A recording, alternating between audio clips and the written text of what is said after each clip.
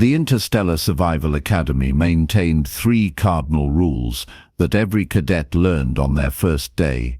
Never trust a calm sky on Verdis 9, always pack twice the rations you think you need, and absolutely under no circumstances should you deviate from standard emergency protocols.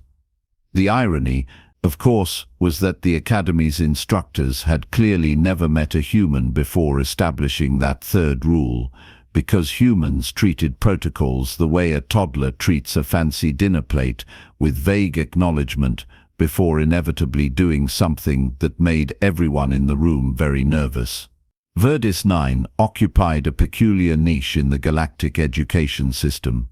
It wasn't the most prestigious training facility, nor was it the most dangerous, but it held the distinction of being the only planet where 17 different biomes existed within a 100-kilometer radius, making it ideal for teaching survival skills to species who might one day find themselves stranded on any number of hostile worlds. The planet's magnetic field did interesting things to weather patterns, which the Academy's promotional materials diplomatically described as dynamic learning opportunities, and which veterans privately referred to as that nightmare rock where it snows in the desert. The current batch of cadets represented the usual motley arrangement of galactic species, each convinced that their particular evolutionary advantages made them naturally superior at survival training. Threxin, whose chitinous exoskeleton could withstand temperature extremes that would liquefy most organic tissue, had already made 3 separate comments about how his people had survived ice ages that lasted millennia. Polara, blessed with semi-permeable skin that could extract oxygen from water or air with equal efficiency, kept mentioning how her ancestors had thrived in environments that would drown lesser species. Krieg, whose crystalline structure could photosynthesize and store energy for weeks, didn't even bother with verbal superiority. His species communicated smugness through light refraction patterns that everyone understood regardless of language barriers. Then there was Marcus Reeve, the human, who had shown up to the pre-deployment briefing carrying a collapsible shovel, 50 meters of paracord, and what appeared to be a tarp made from material so primitive that Threxin had initially mistaken it for ceremonial fabric. Marcus stood a hair under 2 meters tall, possessed the kind of wiry build that suggested he was either very good at survival training or very bad at finding food, and had the particular expression of someone who had heard every joke about human fragility at least twice, and had stopped finding them amusing around the third telling.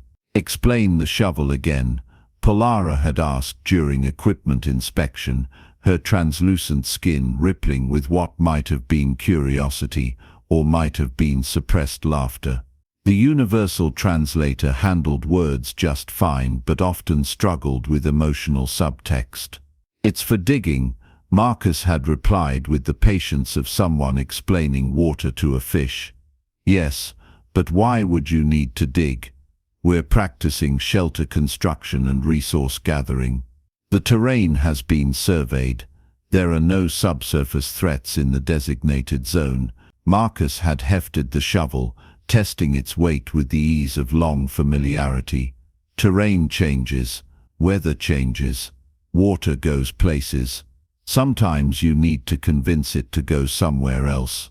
This statement had produced the universal response that humans seemed to generate whenever they explained their reasoning: confused silence followed by the collective decision to simply move on and hope whatever the human was planning didn't result in too much paperwork. Instructor Veclor, a Saurian whose scales had faded to the dull bronze that indicated either advanced age or profound exhaustion with his job, had reviewed the equipment manifests with the enthusiasm of someone reading a tax document. His species had evolved from ambush predators, which meant he possessed excellent patience and an unsettling ability to remain absolutely motionless for extended periods. Cadets who performed poorly sometimes reported feeling watched for hours before Veclor would materialize from apparently nowhere to deliver scathing performance reviews. "The exercise begins at dawn," Veclor had announced, his voice carrying the gravelly quality that came from vocal cords designed to produce sounds that paralyzed prey. "You will be deployed at grid reference Gamma 7 in the forest zone. Standard rules apply: construct shelter, secure water, establish a perimeter, and survive for 72 hours. Rescue beacon activation results in automatic failure unless genuinely life-threatening circumstances exist. Weather projection indicates light precipitation on day 2. Any questions?" Whistler, an avian cadet whose species name was unpronounceable to anyone lacking a syrinx, had raised one wing. "Define life-threatening in this context." "My people consider anything below 15 degrees to be potentially fatal."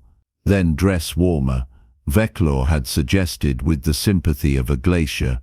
"Humans manage to survive temperatures that would freeze most species solid, and they don't even have proper insulation.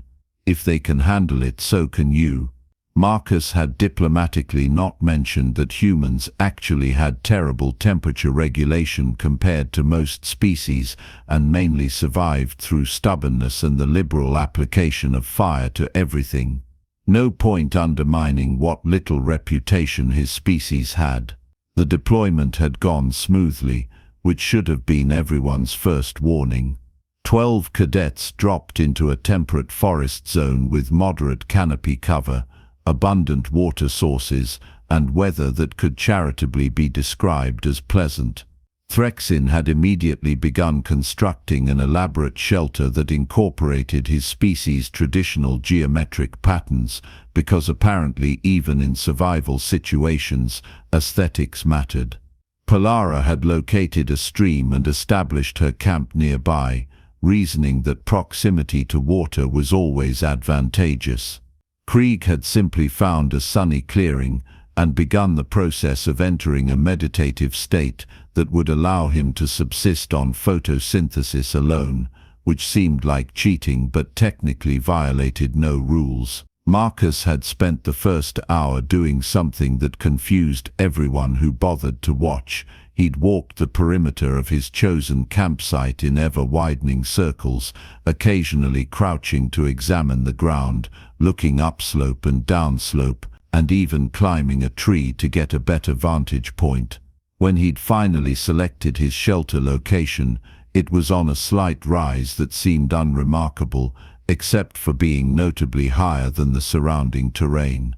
Worried about the view, Threxin had called out, his mandibles clicking in what passed for amusement among his kind. Worried about waking up underwater, Marcus had replied, already beginning to dig. And dig he did. While other cadets were lashing together framework and waterproofing their shelters according to academy specifications, Marcus was excavating shallow trenches in a pattern that radiated from his chosen shelter site like spokes on a wheel. Each trench angled downslope, carefully graded to encourage water flow away from the center.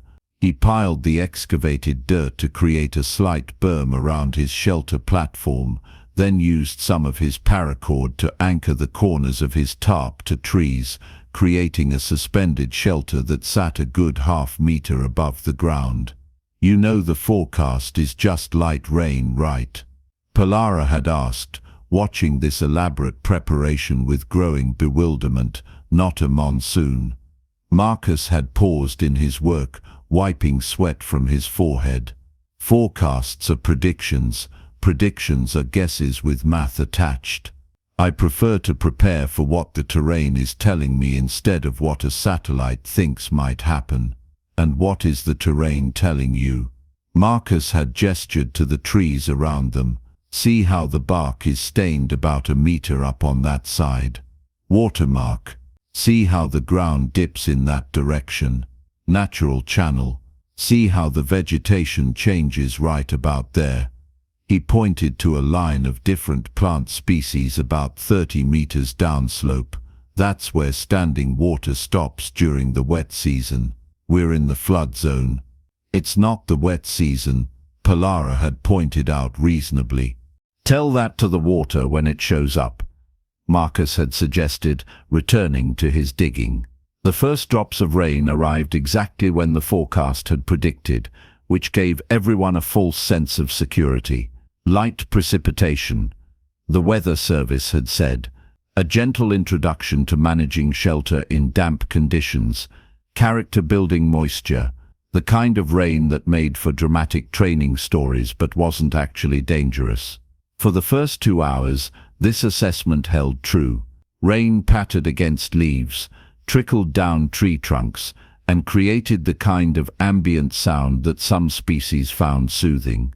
Cadets huddled in their shelters, some reading, some sleeping, some engaging in the time-honored tradition of complaining about being slightly damp, despite being in a survival exercise where dampness was the explicit point. Marcus had finished his drainage system and was now engaged in the apparently paranoid activity of digging a second trench, this one designed to redirect any overflow from the first set of channels. He'd also created what looked like miniature levees using rocks and packed dirt, forming a network of water management infrastructure that would have impressed a civil engineer and seemed absolutely insane for a temporary camp. You know we're only here for 3 days, right? Krieg had communicated via light pulses, his crystalline form refracting the grey daylight into prismatic patterns, not establishing a permanent settlement. 3 days is plenty of time to drown if you're in the wrong spot when the water shows up, Marcus had replied, now lashing his shelter's corner posts to the trees with additional cordage. The shelter wasn't just anchored, it was anchored like he expected it to survive a hurricane. Hour 3 was when the weather decided that forecasts were for species with functioning weather satellites, and that Verdis 9 would do whatever it pleased. Thank you very much. The light precipitation became moderate rain. The moderate rain became heavy rain.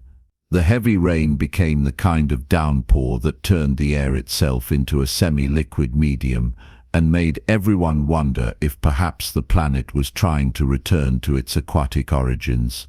Instructor Veclaw, monitoring from the orbital station, had pulled up the meteorological data with the growing concern of someone watching a training exercise transform into an actual emergency. A seasonal weather pattern had shifted 3 weeks early, dumping what should have been an entire month's worth of rain into a single afternoon. The Academy's weather prediction algorithms, which worked beautifully 99% of the time, had failed to account for the specific combination of atmospheric conditions that occurred roughly once every 7 years.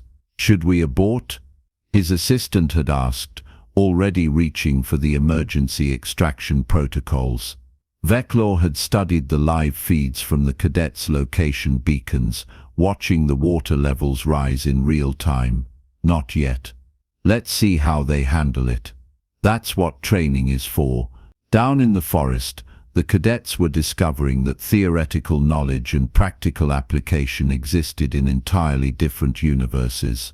Thrixon's geometrically perfect shelter, constructed in a slight depression because it had seemed sheltered from wind, was now in the process of becoming a geometrically perfect swimming pool. Water sheeted across the ground, following paths of least resistance, filling every low point and hollow.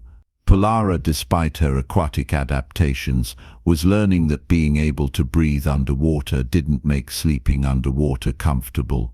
Her proximity to the stream had seemed strategically brilliant until the stream decided to express its opinion on boundaries by expanding roughly 3 meters in every direction and treating banks as mere suggestions. Krieg's sunny clearing was handling the rain tolerably well, right up until the runoff from the entire upslope area decided that his clearing was an excellent place to converge. Water doesn't care about photosynthesis or meditative states. Water cares about gravity and finding the lowest available point. Marcus's shelter, perched on its slight rise with water cheerfully routing around it through carefully excavated channels, remained dry. Not just mostly dry or relatively dry, but actually genuinely dry, as if the human had somehow negotiated a separate peace treaty with the local hydrology. "Reeve," Threxin's voice crackled over the emergency comm channel. "I'm relocating. My current position is compromised." "Copy that," Marcus replied, watching water stream past his shelter in 5 separate channels that he'd spent hours digging. "Head upslope, avoid the gullies. Water's moving fast." One by one, the other cadets checked in, their voices carrying varying degrees of panic, frustration, and in Krieg's case, light pulses that translated roughly to profanity that would have scandalized a cargo hauler. The training exercise had stopped being about demonstrating competence and started being about not drowning in what was supposed to be a controlled environment. "All cadets, this is Instructor Veclaw," the comm system announced. "Maintain your positions if safe to do so. Emergency extraction is available if necessary, but be advised that activation results in exercise failure. Weather system expected to pass in 6 to 8 hours. 6 to 8 hours. That was the kind of time frame that separated inconvenience from genuine crisis, especially when spent in rapidly worsening conditions. The rain showed no signs of diminishing, and the forest was transforming into a network of streams, rivers, and impromptu lakes that bore only passing resemblance to the surveyed terrain. Whistler was the first to activate his beacon. His species' hollow bones and air sac respiratory system, so advantageous for flight, made him dangerously vulnerable to hypothermia when wet. Pride wasn't worth dying for, which showed more wisdom than many species demonstrated. Polara was seriously considering joining him when Marcus's voice came over the comm again. "Everyone still mobile, converge on my position. Grid reference Gamma 7 Alpha 4. I have shelter space and it's staying dry. You have enough room for all of us." Krieg pulsed skeptically. "No, but I have enough dry ground that we can build more shelters using my location as a template. Bring whatever materials you can carry. Move carefully, the water's still rising." What followed was a bedraggled migration of cadets, each hauling whatever supplies they'd managed to salvage, slogging through ankle-deep water that tried very hard to become knee-deep water whenever anyone stopped moving. Threxin discovered that his exoskeleton, while excellent at temperature regulation, made him sink in mud with impressive efficiency. Polara found that being able to breathe water didn't help when said water was full of debris and moving fast enough to knock over someone who weighed 40 kilograms soaking wet. Marcus had expanded his dry zone, using rocks and additional dirt to create a platform roughly 10 meters in diameter. His original shelter occupied the highest point, but he'd already begun constructing framework for additional coverage using branches and any materials the arriving cadets brought with them. "Welcome to high ground," Marcus announced, as Threxin hauled himself onto the platform, mandibles clicking with exhaustion. "Watch your step on the perimeter, the erosion's still active." "How did you know this would happen?" Polara demanded, wringing water from her supplies. "The forecast said light rain." "I didn't know it would happen," Marcus corrected, already helping Krieg secure a tarp between 2 trees. "I just prepared for what could happen." "There's a difference. Your species does this often," Threxin asked. "Prepares for disasters that might not occur." "My species doesn't survive by being the fastest or the strongest or the best adapted to any particular environment," Marcus explained, demonstrating how to angle a shelter to shed water rather than collect it. "We survive by being paranoid enough to prepare for everything and stubborn enough to keep breathing. when the preparations aren't quite enough. It's not elegant, but it works. The next several hours became a crash course in human-style survival pragmatics. Marcus directed the construction of additional shelters, each positioned to take advantage of his drainage system, each anchored against wind and elevated above the water. He showed Threxin how to use his strength to drive anchoring stakes deep enough to hold in saturated soil. He taught Polara how to create an elevated sleeping platform using materials that wouldn't rot or dissolve. He even found a way for Krieg to contribute, using the crystalline being's natural rigidity as structural support for a shelter framework. "You're treating this like building a settlement, not temporary camp," Krieg observed, his light pulses carrying a tone that might have been respect. "Every camp is temporary until you're stuck there longer than planned," Marcus replied. "Better to build once properly than rebuild 3 times poorly."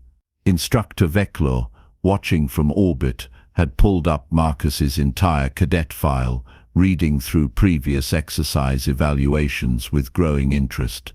Average physical capabilities, mediocre test scores in emergency protocols, noted for repeated deviations from standard procedures, he read aloud. "And yet somehow, he's the only one down there who isn't currently drowning or calling for extraction." The human did receive excellent marks in environmental analysis, his assistant noted. "And creative problem solving. Creative problem solving is academy code for does things we don't understand, but can't technically fail them for," Veclor muttered. "Make a note, humans apparently read terrain better than our sensors do. Might want to recalibrate our training algorithms." By hour 5, the cadets had created something that resembled a small village more than a temporary camp. 7 shelters clustered on Marcus's platform, connected by the same principles of water management and structural anchoring. The rain continued, but it was running past them, around them, and in one case underneath them through a culvert that Marcus had reinforced with rocks. The setup wasn't pretty, but it was functional, dry, and holding together despite conditions that had overwhelmed everyone's individual efforts. "I want to be angry that we had to abandon our individual camps," Threxin admitted, settling into a shelter that was warm, dry, and standing in defiance of the weather. "But I'm too comfortable to maintain the emotion." "Your people value individual achievement, right?" Marcus asked, checking the anchoring cords one more time. "Mine tend toward group survival, different evolutionary pressures, different solutions, and yet we're all here, in shelters built on human principles," Polara noted. "There may be a lesson in that. The lesson is that water doesn't care about your evolutionary advantages," Marcus said. "It follows physics, and physics has been the same throughout the galaxy since the universe decided to have rules. Adapt or swim." "I choose adapt," Krieg pulsed definitively. "Swimming appears inefficient." The rain finally broke around hour 7, the clouds dissipating as rapidly as they'd formed, leaving behind a forest transformed into a maze of streams and standing water.